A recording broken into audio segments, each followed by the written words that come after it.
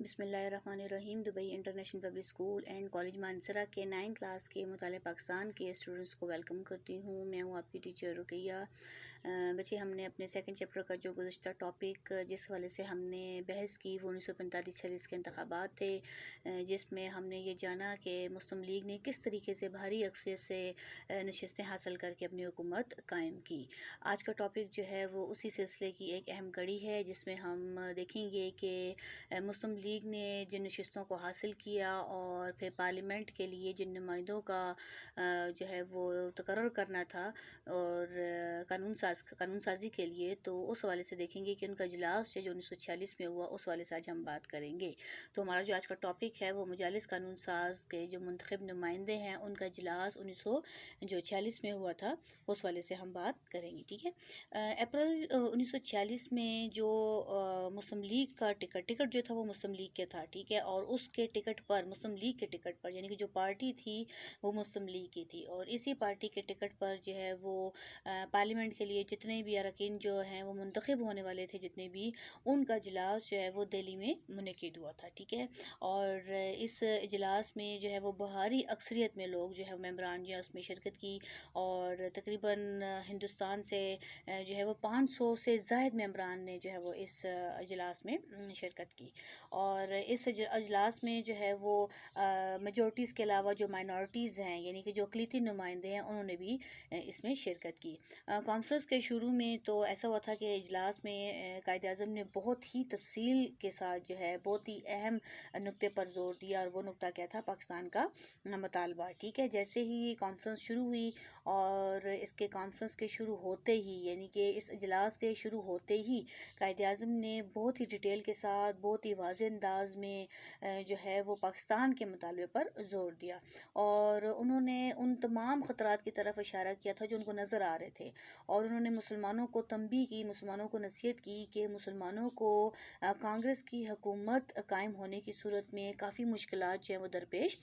ہو سکتے ہیں۔ انہوں نے مسلمانوں کو یہ باور کروایا کہ اگر کانگریسی حکومت قائم ہو گئی تو اس سے مسلمانوں کے لیے جو ہے وہ کیا ہوگا؟ کافی زیادہ مشکلات ان کو جو ہے وہ ان کے سامنے آئیں گے۔ تاہم انہوں نے جو ہے وہ اس بات کو جو ہے وہ بار بار دہرایا کہ ایسی کوئی بھی طاقت، ایسی کوئی بھی قوت جو ہے وہ مسلمانوں کو جو ان کی منزل ہے اس تک پہنچنے سے نہیں روک سکتی ہے، ٹھیک ہے۔ اور وہ منزل کیا تھی، وہ ایم کیا تھا، وہ گول کیا تھا، وہ اچیومنٹ کیا تھی کہ اپنے لیے ایک علیحدہ ریاست یا اپنے لیے ایک علیحدہ وطن پاکستان کو حاصل کرنا ہے، ٹھیک ہے۔ تو اس کانفرنس میں پھر بنگال سے جو ہے وہ حسین شہید سہروردی جو ہے انہوں نے ایک قرارداد پیش کی تھی، ٹھیک ہے۔ یہ بنگال سے تھے حسین شہید سہروردی، انہوں نے ایک قرارداد پیش کی جس میں انہوں نے کہا تھا کہ ایک خود مختار اور آزاد ریاست ہو، ٹھیک ہے، پاکستان کے نام سے، ٹھیک ہے۔ انہوں نے جو قرارداد پیش کی تھی، انہوں نے کہا تھا کہ اس میں کہ خود مختار، انڈیپینڈنٹ اور بالکل فری اسٹیٹ ہونی چاہیے پاکستان کے نام سے،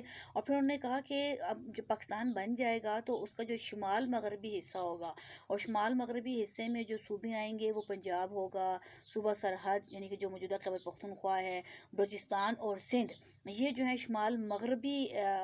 حصے میں آئیں گے، ٹھیک ہے، اور شمال مشرق والی سائڈ میں آسام اور بنگال پر یہ پاکستان جو ہے وہ مشتمل ہوگا۔ اس کا مطالبہ جو انہوں نے اپنی قرارداد میں کیا، اور انہوں نے ساتھ میں یہ عملاً کہا کہ مسلمانوں کو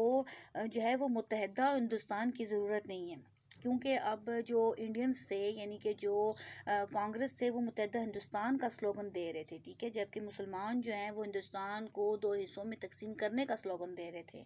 تو پھر انہوں نے جو قرارداد پیش کی، ٹھیک ہے،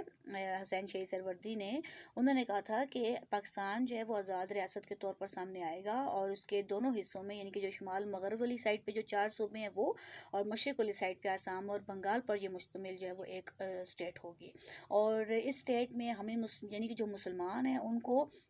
متحدہ جو ہندوستان ہے اس کی ضرورت نہیں ہے، اور نہ ہی ایک آئین ساز اسمبلی قابل قبول ہوگی، کیونکہ اگر دیکھیں آئین ساز اسمبلی اگر ایک ہوگی تو اس کا مطلب ہے کہ وہ پورے ہندوستان میں کام کرے گی، ٹھیک ہے، تو پھر وہ مسلمانوں کے اوپر بھی جو ہے وہ حکمرانی کریں گے ہندو جو ہے، اس لیے انہوں نے کہا تھا کہ ہمیں متحدہ ہندوستان کی ضرورت نہیں ہے، اور نہ ہی ایک آئین ساز اسمبلی جو ہے وہ ہمیں قابل قبول ہے، لہٰذا پھر مسلم جو ہے وہ پاکستان اور ہندوستان کے لیے الگ الگ آئین ساز اسمبلیوں کی تشکیل کی جائے، یعنی کہ مسلمانوں کے لیے جو پاکستان کے نام سے وہ اپنی الگ اسٹیٹ بنانا چاہتے ہیں ان کے لیے علیحدہ سے آئین ساز اسمبلی قائم کریں، اور انڈینس کے لیے جو ہے وہ علیحدہ سے، اور دونوں ملکوں کے لیے جو ہے وہ آئین جو ہے وہ مرتب کیا جائے۔ اگر یہ مطالبہ تسلیم کر لیا جاتا ہے، ٹھیک ہے، اور مسلم لیگ جب پھر عبوری حکومت میں شامل ہونے کے لیے تیار ہے، کیونکہ یہ جو قانون ساز منتخب نمائندوں کا جو اجلاس تھا، اصل میں یہ جو ہے عبوری حکومت میں شامل ہونے کے لیے یہ اجلاس جو ہے وہ منعقد کیا گیا تھا۔ تو پھر مسلمانوں نے کہا تھا کہ اگر آپ اس مطالبے کو تسلیم کر لیتے ہو کہ آئین ساز اسمبلی جو ہے وہ دونوں ملکوں کے لیے علیحدہ علیحدہ ہوگی، تو پھر عبوری حکومت میں مسلم لیگ جو ہے وہ شامل ہونے کے لیے تیار ہے، ورنہ وہ اپنے لیے جو ہے وہ خود ہی لائے عمل یا خود ہی پروگرام یا خود ہی منشور پیش کر کے اس پہ عمل درآمد کرے گی، ٹھیک ہے۔ اس سے پہلے تو مسلم لیگ نے جو ہے وہ مارچ 1940 میں جو لاہور میں جو اجلاس ہوا تھا، اس میں جو ہے وہ ہندوستان کے جو مسلمانوں کے لیے جو الگ ریاستیں ہیں ان کے قیام کی بات بھی کی تھی، ٹھیک ہے۔ 23 مارچ 1940 کو جو قرارداد پیش کی گئی تھی، مولوی فضل الحق نے جو پیش کی تھی، اس میں بھی پاکستان کے لیے جو الگ ریاستیں ہیں ان کے قیام کی بات جو ہے وہ شامل تھی۔ بعد میں جو ہے وہ کسی بھی شک کی وجہ سے یا شک و شبہات سے بچنے کے لیے اس جو مطالبہ تھا، اس میں جو ہے وہ 1941 میں پھر مدراس میں وہ دوبارہ سے اجلاس جو منعقد ہوا تھا، ٹھیک ہے، اور جو 28واں اجلاس تھا پھر اس میں ترمیم کر لی گئی تھی، جس کے تحت پھر جو شمال مغرب اور شمال مشرق